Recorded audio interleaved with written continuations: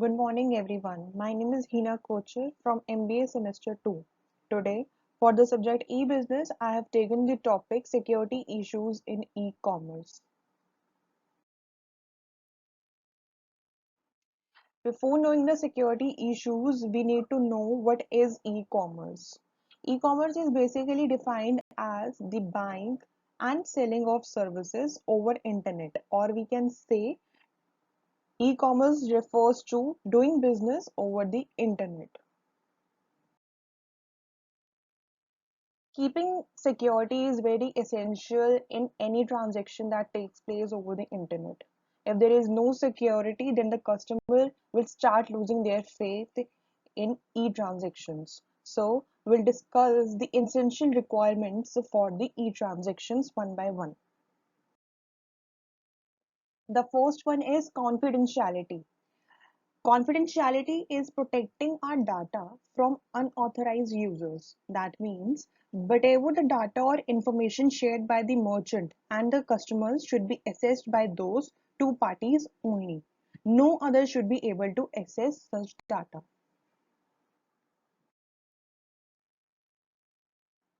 Next comes integrity. Integrity is nothing but message must not be altered or tampered with. Next we have is availability. It means that the information or the data which is required by the customer should be available to them wherever and whenever they need it within a specified time limit. Next we have is authenticity. Authenticity is basically a process of validation the information provided by the buyer, like in case of credit card information. In this process, verification of both the cardholder's identity and the payment card's detail are checked. Nextly, we have is non-repudiation. It is basically prevention against any one party from reneging on an agreement after that. For example, once a sender sends a message, the sender should not be able to deny sending the message. Similarly, the recipient of message should not be able to deny the receipt. Then we have is authorization. It is basically a process of giving someone permission to do or have something, or having an access to a network resource. Now we'll discuss the biggest e-commerce security issues one by one. Here, the first one is malware. Malware is malicious software, including any software that acts against the interest of the user. It can affect not only infected computer or device, but potentially any other device that infected device can communicate with.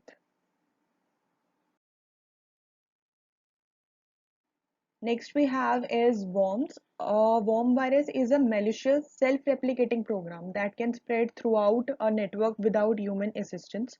It can cause damage similar to the viruses only, exploiting the security of software and stealing sensitive information. Next we have is a Trojan horse, which is a malicious software developed by hackers basically to gain access to the target user systems. Users are typically tricked by some attractive social media ads, we can say, who then directed to some websites, thereby loading and executing Trojans on their systems. Next we have is a computer virus, which is a type of computer program only, which is when executed, it replicates itself by modifying other computer programs and inserting its own code. Then we have is a spyware. A spyware threat is like a software program that secretly gathers personal information about the user and sends it without the user's knowledge to a third party. Then we have is phishing, which is basically an attempt to obtain sensitive information such as usernames, passwords, and credit card details, etc. It is basically an example of social engineering techniques being used to deceive the users. At last, we have how to overcome these threats. Here are some points which need to be taken care of. Some of them are here on your screens. The first is security policy first. Don't neglect physical security. Then we have screen new hires, use strong authentication, secure your desktops, investigate anomalous activities. Thank you so much.